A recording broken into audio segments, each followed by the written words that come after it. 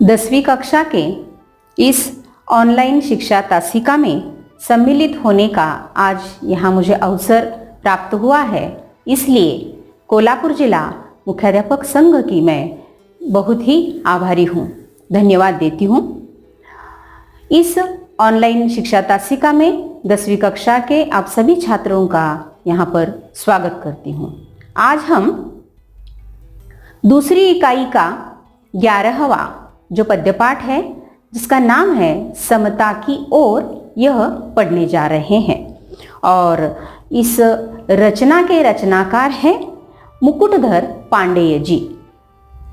अब कवि मुकुटधर पांडेय जी जो है, इनके बारे में हम थोड़ी सी जानकारी लेते हैं। कवि का परिचय यहाँ पर हम जान लेते हैं। छायावाद के श्रेष्ठ कवि मुकुटधर पांडेय जी का जन्म 1895 में छत्तीसगढ़ राज्य के बिलासपुर इस शहर में हुआ। उनकी मृत्यु 1989 में हुई। कवि पांडेय जी ने 12 वर्ष की छोटी उम्र से ही लिखना शुरू कर दिया था और प्रेम, प्रकृति सौंदर्य, मानवीकरण, आध्यात्मिकता और गीतात्मकता आदि तत्व उनकी कविताओं से स्पष्ट दिखाई देते हैं। पद्य के साथ साथ गद्य में भी उनकी कलम पूरे अधिकार के साथ चली है। उनकी प्रमुख कृतियों में है पूजा फूल, शैलवाला, यह उनके कविता संग्रह जो है, जो बहुत ही प्रसिद्ध है। लच्छमा, यह उनका अनुदित उपन्यास है और परिश्रम, यह एक उनका निबंध है। अब समता की ओर, इस पद्यपाठ का जो शीर्षक है, जिसमें नाम ही आया है कि समता, और यानी उसकी ओर, उसके पास चलना, समता की ओर जाना यानी समानता का तत्व लेकर चलना है। यह एक यहाँ पर कवि ने हमें उसके शीर्षक में ही बताया है, यानी शीर्षक से ही हमें पता चलता है कि इस पद्यपाठ में क्या होगा। अब मनुष्य जब जीवन यापन करता है तो जो परिस्थितियां उसके साथ आती है, उन परिस्थितियों का वर्णन यहाँ पर आया है और उस वर्णन को यहाँ पर कवि ने 2 ऋतुओं को लेकर यहाँ पर हमारे सामने दिए, यहाँ पर हमारे सामने प्रस्तुत किया है। अब इन ऋतुओं में कवि ने यह हमें जानकारी दी है कि मनुष्य को यहाँ पर इस पृथ्वी तल पर जीवन यापन करते समय मनुष्य के 2 स्तर होते हैं, एक अमीर यानी धनवान और एक गरीब यानी निर्धन, जिनके पास पैसा नहीं होता।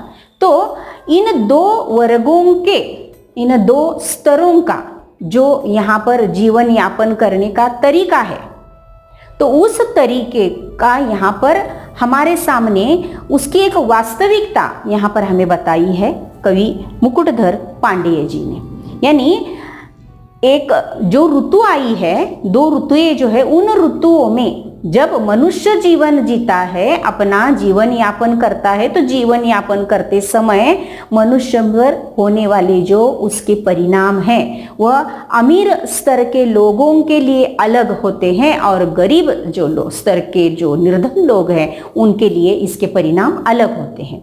यह एक यहाँ पर सूत्र जो है, यह हमें कवि ने यहाँ पर दर्शाने का प्रयास किया है।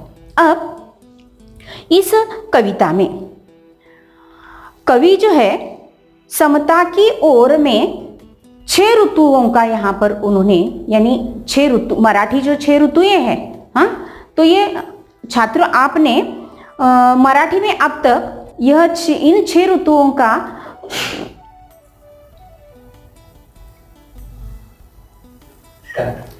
छात्रों, आप सबने मराठी में अब तक वर्ष की ऋतुएं 6 होती हैं, यानी 12 महीने होते हैं, तो ऋतुएं 6 होती हैं, यह तो पढ़ा है।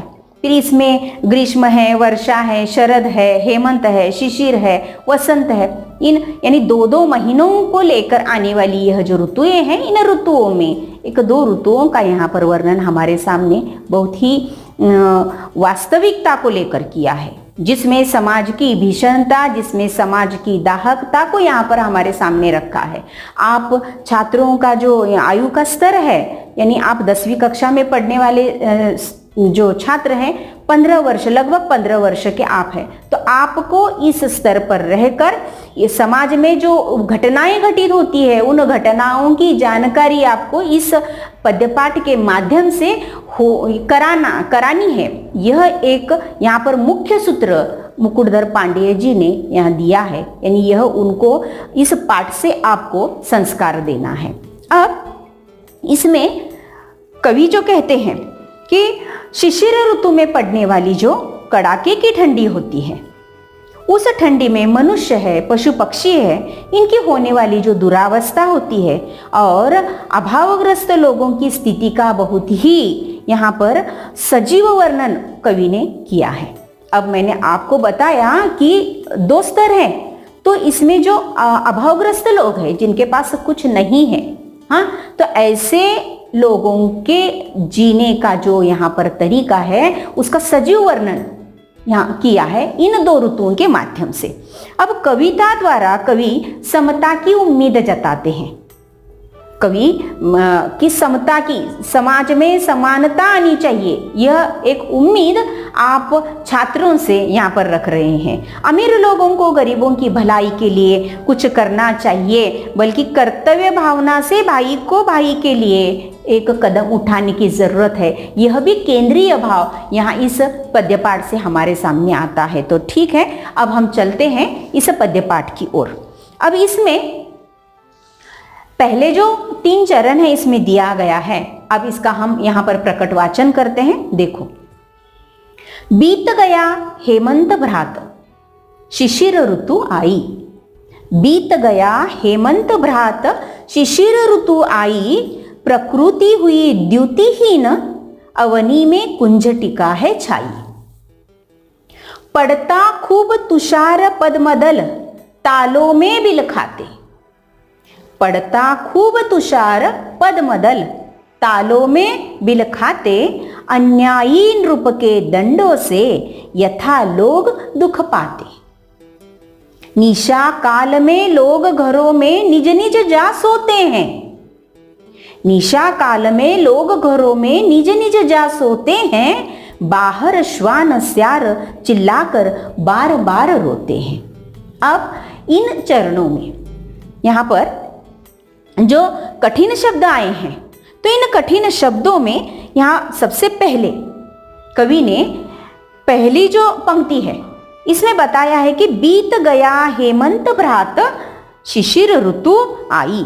अब हेमंत और शिशिर, यह यहाँ पर 2 ऋतु जो है, इन 2 ऋतुओं का वर्णन यहाँ पर कवि ने हमारे सामने प्रस्तुत किया है। अब इन 2 ऋतुओं का जो वर्णन है, यह करते समय कवि जो है कहते हैं कि यह जो पृथ्वी तल पर अवनी, अवनी का मतलब है पृथ्वी तल। अब भ्रात, यहां पर और एक शब्द आया है, भ्रात का मतलब है भाई। अब किसका भाई? तो शिशिर ऋतु का भाई, शिशिर ऋतु का भाई हेमंत, यह बीत गया है।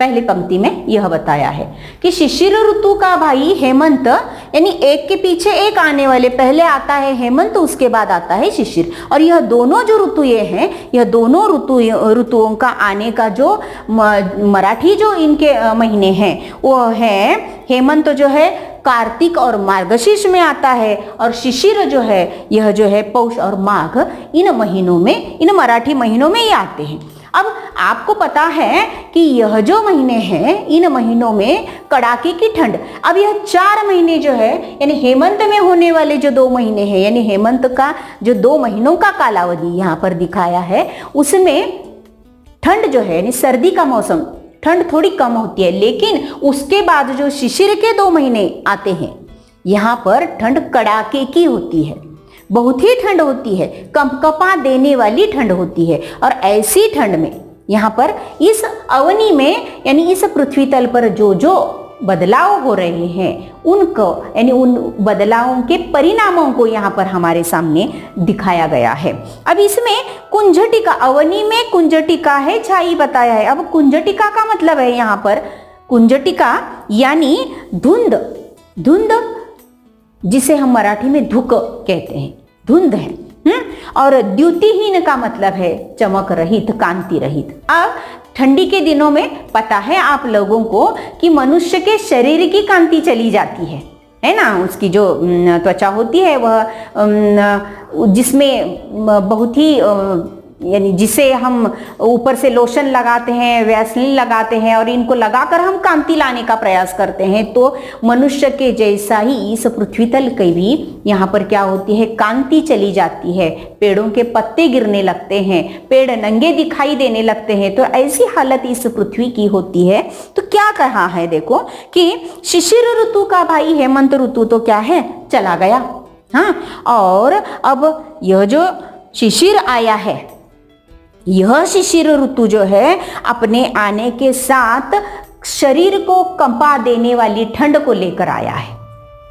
अब ऐसी ठंड में जो है प्रकृति की जो आभा है पूरी वह खत्म हो गई है और वह पृथ्वी जो है कांति रहित हो गई है। पृथ्वी पर एक धुंध सी दिखाई हमें दे रही है। अब इसके आगे देखो, पड़ता खूब तुषार पद्मदल तालों में बिल खाते। अब ऐसे शिशिर ऋतु में क्या है कि खूब तुषार पड़ रहे हैं। तुषार तो हमें पता है, तुषार यानी पानी की बूंदे नहीं यहाँ पर, तो जो बर्फ जो है, हिम यानी बर्फ जो है गिरता है नीचे, उसे कहा है यहाँ पर तुषार। अब यह जो तुषार है यह तालाब में, ताला यानी तालाब में जो गिरते हैं। तो पद्मदल का मतलब है यहाँ पर कमल का फूल। पद्मदल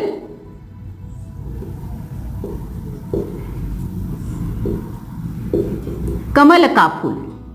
अब इन कमल के फूल यह तो बहुत ही नाजुक होते हैं और यह जो ऊपर से गिरने वाली बर्फ है उस पर जब गिरती हैं तो वो बेहाल हो उठे हैं। तालाब में खिले हुए कमल के फूल, इस प्रकार का वर्णन यहाँ पर कवि ने हमारे सामने प्रस्तुत किया है। उन्हें कष्ट हो रहा है, इन पद्मदलों को यानी इन कमल के फूलों को बिलख रहे हैं, यानी उन्हें कष्ट हो रहा है। और इसलिए किस तरह का कष्ट है यह, तो देखो, अन्यायीन रूप के दंडों से यथा लोग दुख यानी दुख पाते हैं। अन्यायीन रूप, नृप का मतलब है राजा, नृप का मतलब है राजा। अन्यायी राजा जो होता है वह अपनी प्रजा को अलग अलग तरह के दंड यानी सजा देता है, हर एक बार अलग अलग। उसी प्रकार की जो सजा है, ये जो लोग यहाँ पर वह सजा काटते हैं, उसी प्रकार की सजा का अनुभव यहाँ पर यह पद्मदल ले रहे हैं। किससे? आकाश से, ऊपर से गिरने वाले हिमकणों से, बर्फ के कणों से, उस प्रकार की सजा इन्हें मिल रही है और ये तालाब में बिलख रहे हैं। अब देखो, यह किसका, कहाँ का वर्णन है? यह शिशिर ऋतु का, यानी शिशिर ऋतु के आने से यह इस प्रकार का बदलाव। अब इस पूरे पद्य पाठ में हम यह देखने वाले हैं कि पूरे जो कविता यहाँ पर दी गई है, जो पद्य पाठ दिया गया है, इसमें कहीं भी इस शिशिर ऋतु के कारण बहुत अच्छी अच्छी बातें हो रही है, इसका यहाँ पर वर्णन किया गया यहाँ पर हमें दिखाई नहीं दे रहा है। तो यहाँ पर इस शिशिर ऋतु के कारण होने वाली जो दुरावस्था है, जो यहाँ पर होने वाला, जो लोगों को होने वाली जो तकलीफ है, यह इस तकलीफ का, यानी इस पेड़ों को, यहाँ पर फूलों को, पत्तों को होने वाली तकलीफ का भी यहाँ पर वर्णन है। तो इसके बाद क्या कहा है देखो कि निशा काल में लोग घरों में निज निज जा सोते हैं। निशा काल यानी रात के समय, रात के समय लोग अपने अपने घरों में, ठंडी का मौसम होता है तो हमें पता है कि ठंड लगते ही हम स्वेटर पहन लेते हैं और शाम को 8 बजते ही ठंडी से बचने के लिए हमारे घरों के दरवाजे क्या हो जाते हैं, बंद हो जाते हैं। तो इस जिन्हें घर है वो क्या कर रहे हैं, अपने अपने घरों में जाकर अपने घर के दरवाजे बंद कर किसी सुरक्षित स्थान पर, यानी अपने घर में सुरक्षित स्थान पर वे रह रहे हैं, ठंडी से यहाँ पर अपना बचाव कर रहे हैं। लेकिन बाहर जो है यानी जिनके घर नहीं है, जिनको क्या नहीं है, आसमान यही उनका छत है, ऐसे लोगों के लिए या ऐसे जानवरों के लिए, ऐसे प्राणियों के लिए इनकी हालत कैसी है देखो। बाहर श्वान और सियार चिल्लाकर बार बार रो रहे हैं। श्वान का मतलब है कुत्ता और सियार का मतलब है गीदड़। अब बाहर जो है ठंड में यह न उनको पहनने के लिए कपड़े हैं, न पहनने के लिए स्वेटर, पहन तो नहीं सकते वे, फिर और रहने के लिए घर भी नहीं है, यानी ठंड से बचाव अपना करने के लिए तो बाहर ऐसे ही खुले पर वे वहां पर रह रहे हैं। और इस कपकपा देने वाली ठंड के कारण उनका हाल बहुत ही बुरा हो रहा है और उसके कारण वे क्या कर रहे हैं, चिल्ला रहे हैं, रो रहे हैं। लेकिन उनके रोने की तकलीफ दरवाजे बंद कर अंदर जो मनुष्य सो रहा है उसे यह तकलीफ भी होती है। वह जाकर क्या करते हैं, इन कुत्तों को वहां से भगा देते हैं, लेकिन उनके रोने का कारण यहाँ पर किसी को पता नहीं होता। यानी इस शिशिर ऋतु की, इस शिशिर ऋतु से होने वाली दुरावस्था से भी यहाँ पर सियार और श्वान जैसे यहाँ प्राणियों को भी क्या है, इसकी तकलीफ यहाँ पर पहुंच रही है। अब इसके आगे देखो, अर्धरात्रि को घर से कोई जो आंगन को आता, आगे का चरण है। अर्धरात्रि को घर से कोई जो आंगन को आता, शून्य गगन मंडल को लख यह मन में है भय पाता। तारे निपट मलिन चंदने पांडु वर्ण है पाया। क्या कहा है देखो, तारे निपट मलिन, तारे निपट मलिन चंदने पांडु वर्ण है पाया। मानो किसी राज्य पर है राष्ट्रीय कष्ट कुछ आया। धनियों को है मौज, धनियों को है मौज, रात दिन है उनके पौबारे। दीन दरिद्रों के मत्थे ही पड़े शिशिर के दुख सारे।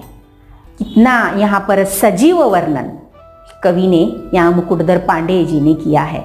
यह जो चरण हम पढ़ते हैं, यह जो पंक्ति पढ़ते हैं, तो यहाँ पर हमारे शरीर पर रोए जो है यह खड़े रहते हैं, क्योंकि इतनी वास्तविकता को इतनी बारीकी से उन्होंने यहाँ पर हमारे सामने रखा है। क्या कहते हैं देखो कि अर्धरात्रि को घर से कोई जो आंगन को आता, यानी आधी रात को ऐसी ठंड जो है, यह ठंड है और बर्फ गिर रही है, ऐसे वातावरण में आधी रात को अपने घर से कोई मनुष्य उठकर बाहर आंगन में आता है, तो बाहर का जो वहां का जो हाल है किस प्रकार का है, वातावरण किस प्रकार का है, तो देखो किस प्रकार का। तो शून्य गगन मंडल को लख, लख यानी देखना, लख का मतलब है देखना।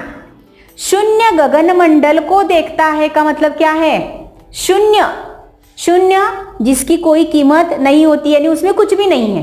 हाँ, और गगन, गगन का मतलब हम जानते हैं आकाश, तो यह आकाश जो है, आकाश में कुछ भी दिखाई नहीं दे रहा है धुंध के कारण, धुंध के कारण कुछ भी दिखाई नहीं दे रहा है। तो ऐसा जो आकाश है, इस आकाश को देखकर मनुष्य क्या कर रहा है, डर जाता है, मन ही मन में क्या होता है, डर जाता है।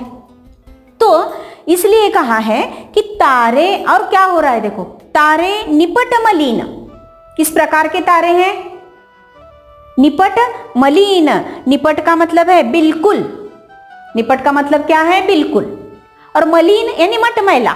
हाँ, मलिन का मतलब है मटमैला, तो मटमैला यहाँ क्या रखें, यहाँ अर्थ क्या लेंगे हम, धुंधला सा, धुका, हाँ धुंधला सा, तो यानी मैला सा, धुंधला सा, यह क्या है, तारों का जो यह आंगन ऊपर का आकाश है यह दिखाई, यानी तारे दिखाई नहीं दे रहे हैं, वह क्या हो गए हैं, धुंध से पूरे वहां पर दिखाई देना बंद हो गए हैं। और ऐसे में चंद, चंद का मतलब क्या है, चंद्र, चांद। तो यह चांद कैसा है, इसने क्या किया है, पांडु वर्ण है पाया। हाँ, अब यह जो पांडु वर्ण है, पांडु वर्ण यानी पीला सा रंग, पीला सा रंग लिया हुआ यह जो चांद है, यह भी और इस तारे भी आकाश में जो इस गगन मंडल में है कुछ भी दिखाई नहीं दे रहे हैं, सिर्फ अंधेरा ही अंधेरा दिखाई दे रहा है। अब यह जो वातावरण है कैसा है, यह देखकर मनुष्य क्यों डर रहा है? क्योंकि मानो किसी राज्य पर है राष्ट्रीय कष्ट कुछ आया, यानी दिल यहाँ पर दहल जाता है कि ऐसा वातावरण जो है जहां पर किसी की बाहर आहट तक नहीं है, यह क्या है? तो यह किसी मुसीबत का संकेत है, किसी संकट का संकेत है। राज्य पर पता नहीं कौन सा संकट आने वाला है। इस प्रकार से कवि यहाँ पर कह रहे हैं कि राज्य पर पता नहीं कोई राष्ट्रीय संकट आने वाला है। अब राष्ट्रीय संकट आप कहेंगे कि कौन सा आता है? तो राष्ट्रीय संकट में इस प्रकार से अब अनेक जो आपत्तियां होती हैं, जिसे हम आपत्ति कहते हैं, जो जैसे सुनामी आती है और जैसे तूफान आता है, भूकंप आता है, यह जो आपत्तियां हैं, इन आपत्ति के साथ साथ अब हम जो जिस आपत्ति से गुजर रहे हैं, है ना, कोविड-19 की यह जो महामारी है, यह भी आपत्ति ही है। और ऐसी आपत्ति अगर आती है तो यह क्या है? पूरे राष्ट्र के लिए नुकसानदेह है, पूरे राष्ट्र के लिए यह क्या है? अच्छा नहीं है। तो ऐसे वातावरण को देखने के बाद लगता है कि पता नहीं अब कैसी मुसीबत आने वाली है, राष्ट्र पर जरूर कुछ मुसीबत छाने वाली है। अब धनियों को है मौज, क्या कहा है? देखो, धनियों को है मौज, रात दिन है उनके पौबारे। देखो, धनियों को है मौज और रात दिन है उनके पौबारे। पौबारे है ना, ये पौबारे का मतलब है लाभ का अवसर प्राप्त होना, लाभ का अवसर। हाँ, अब किस प्रकार का? तो धनियों को दोनों वर्गों को यहां पर बताया है, धनवानों को भी बताया है और गरीबों को भी बताया है। अब धनवानों के लिए यह जो शिशिर ऋतु है ना, यह क्या है? बहुत ही मौज मजे का होता है। क्यों? अब यह जो धनियों के बारे में जो कवि बता रहे हैं, इनके लिए यह बहुत ही अच्छा मौसम है, क्योंकि मजे से वे आनंद लेते हैं, उनके पास पैसा है और वो तो बड़े भाग्यवान है ना, क्योंकि अपने अपने घरों में अच्छी अच्छी चीजें खाते हुए, अच्छे गर्मी से रहते हुए इस मौसम का वह लुत्फ उठाते हैं। लेकिन गरीब लोगों के लिए यह बहुत ही मुसीबत की बात है शिशिर ऋतु का आना, कि उनके पास नहीं अच्छे कपड़े होते हैं, नहीं ओढ़ने के लिए कोई गर्म यानी वस्तुएं होती हैं, और इस कारण उनके लिए बहुत ही यह कष्टदायक शिशिर ऋतु होती है। अब यहाँ पर हम देखेंगे कि पौबारे यानी लाभ का अवसर प्राप्त होना।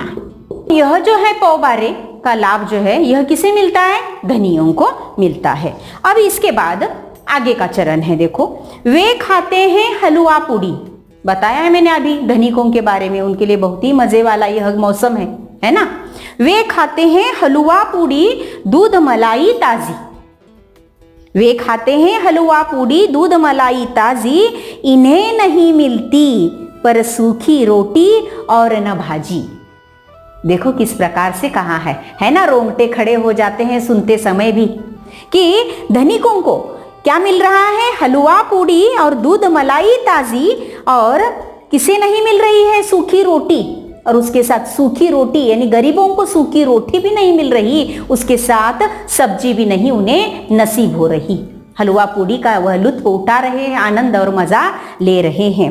वे सुख से रंगीन कीमती ओढ़े शाल दुशाले। वे यानी मतलब कौन? धनवान लोग, है ना।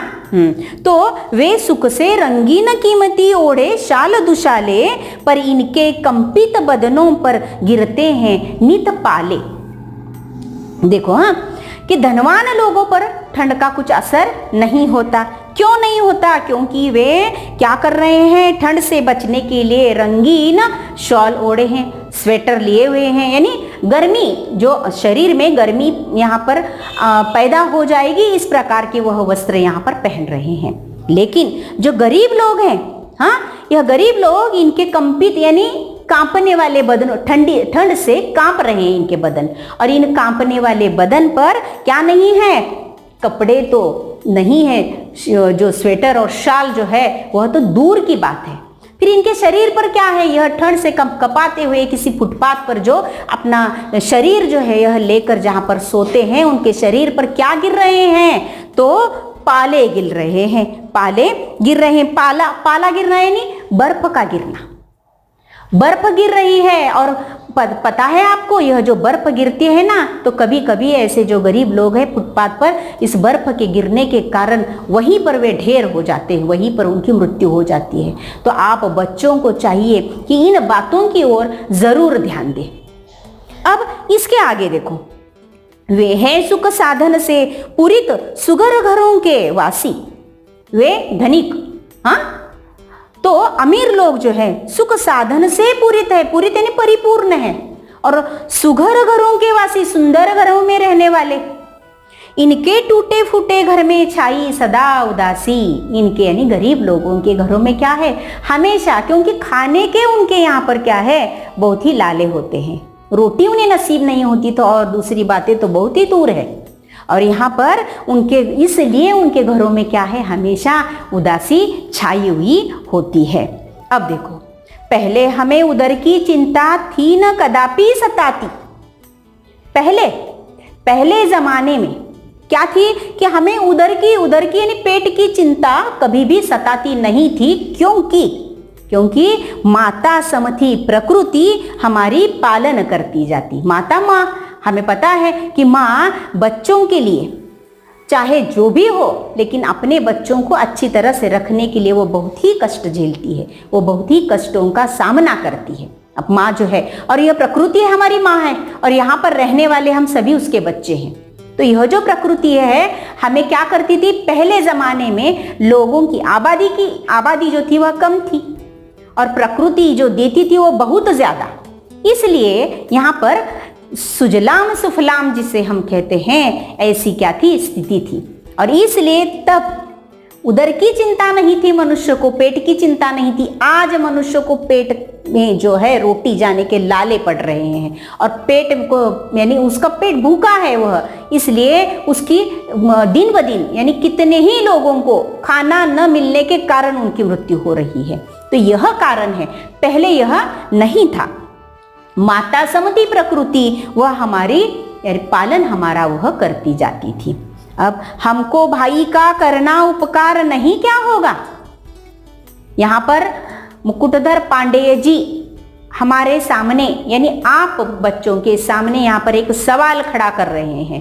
क्या कह रहे हैं कि हमको भाई का करना उपकार नहीं क्या होगा, यानी हमारा जो सगा भाई होता है उसके लिए हम कुछ ना कुछ करते रहते हैं ना। अब आप छोटे हैं फिर भी आप अपने भाई के लिए कुछ ना कुछ, यानी अपने मित्र से पहले अपने भाई के लिए करते हैं। पता है आपको, करते हैं, है ना।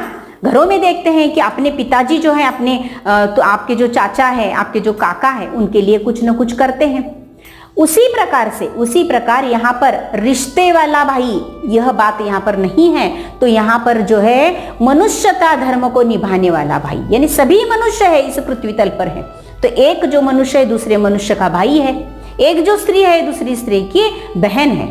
तो इसलिए भाई को भाई का उपकार, यानी एक भाई पास अगर ज्यादा कुछ है तो उस अमीर भाई को दूसरे, यानी उस धनिक भाई को, जो गरीब भाई है, उसकी मदद करनी चाहिए। यानी इसका मतलब है कि हम जहाँ पर रहते हैं तो वहाँ पर जो गरीब लोग दिखाई देते हैं तो उनकी सहायता करना, उनकी मदद करना, यह हमारा क्या है, धर्म है। यही मानवता धर्म यहाँ पर हमें क्या किया है, कवि ने बताया है। हमको भाई का करना उपकार नहीं क्या होगा, भाई पर भाई का कुछ अधिकार नहीं क्या होगा। यानी एक भाई का, मनुष्यता धर्म को अगर हम यहाँ पर सामने उसकी बात उठाते हैं तो एक भाई का दूसरे भाई पर कुछ अधिकार नहीं है, और इस कारण हम एक दूसरे की मदद हमें करनी ही चाहिए। यह एक केंद्रीय भाव, यह एक यहाँ पर बीज जो है, यह बीज, यह संस्कार जो है मुकुटधर पांडेय जी इस उम्र में, यानी आप 15 साल के छात्र है, 10वीं कक्षा में पढ़ने वाले, तो आपके मन में यह संस्कार जो है, यह आपके, यह ग्रहण आपको करना चाहिए, यह संस्कार आपको देना चाह रहे हैं। तो मुझे आशा है कि समता की ओर, यानी पद्य पाठ के जो शीर्षक है उसमें से हमें पता चलता है कि हमें समता की ओर जाना चाहिए, और इस समता की ओर आप अवश्य जाएंगे। ऐसे इस पद्य पाठ से मुझे आशा लगती है। धन्यवाद।